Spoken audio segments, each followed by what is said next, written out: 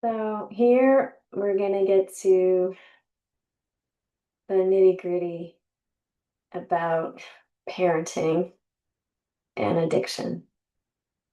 So there's one thing that I've noticed over the course of time is that when there's divorce, or maybe you never married your child's father, but there's some division. So good parenting means you always act like a team. You don't show your problems to the kids, and you certainly don't take opposing opinions. And we know that addiction is commonly in families. And we also know that when there's a good cop, bad cop dynamic, that someone sets up and decides they're going to be the candy man, they're going to be the good cop, and you get to be the heavy, you get to be the bad cop, that produces a lot of turmoil and conflict um, in the heart of children because they've got too much power. They've got to choose between their parents. It's very, very damaging, and I would say is definitely a form of abuse.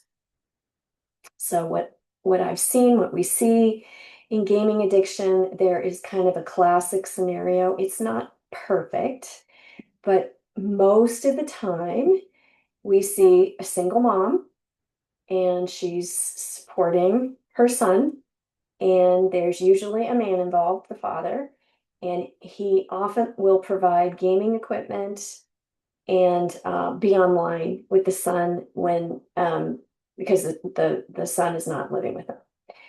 So the scenario is you have someone who is undermining authority. And it doesn't have to be man or woman, it can go both ways, but that's a typical scenario. It's a single mom with a son. And I see it all the time.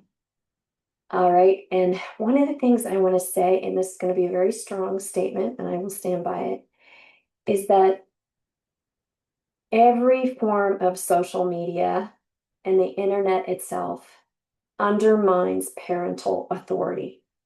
All of it, carte blanche. They have access to other people, they have access to too many voices. And with all that cacophony, they really can't hear you. And when they get to be teenagers and they're looking to fit in with their peers and get along with their peers, you frequently can be silenced. The phone can be just what they use to communicate with the whole other world. You give it to them thinking that that's going to keep them safe. And it's very, very hard to manage. So just know that all of it, every form of social media, all of it undermines your authority as a parent. And there can be someone just outside of your reach who has access to your child under your roof who can be saying, oh, your mom's telling you to get off the computer to do your homework. Ignore her. You can actually have another entity in your own home mocking you, deriding you, and undermining your parental authority right under your own roof. So, that said, there's just a tremendous amount of frustration and stress in the lives of the parents. I see anyone who's got someone under their roof that's under 18. And there's just a whole different set of standards and suggestions that we see that work for people with minor children. So our suggestions for people with minors are very different from what you do with someone 18 and older. I just want to make that clear. So when you see someone just beside themselves with frustration, pulling their hair out, just so grieving over what's going on in their own household, I always think, oh man, have I been there? And it's there's compassion needs to come in for the parent and all of their struggles and the things they don't even really understand, because often you really don't even know who's involved with your child and how your authority is being undermined. So here we go. January 16th. There was a time when if a thought entered my mind, it automatically came out of my mouth, even if I wasn't sure that what I was saying was true. The words just poured out of me. In Al-Anon, I've learned to think before I speak. When I am tempted to respond to angry accusations with accusations of my own, I stop and think.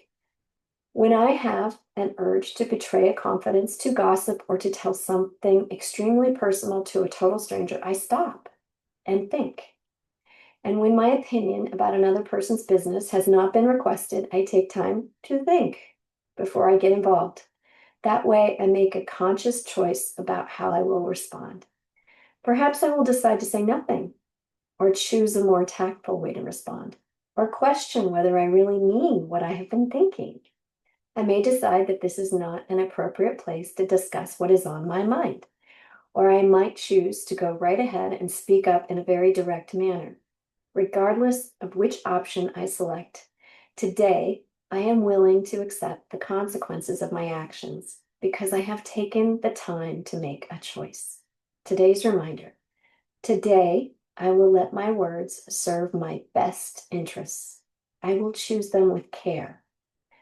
And then the quote here is, I don't let my mouth say nothing my head can't stand.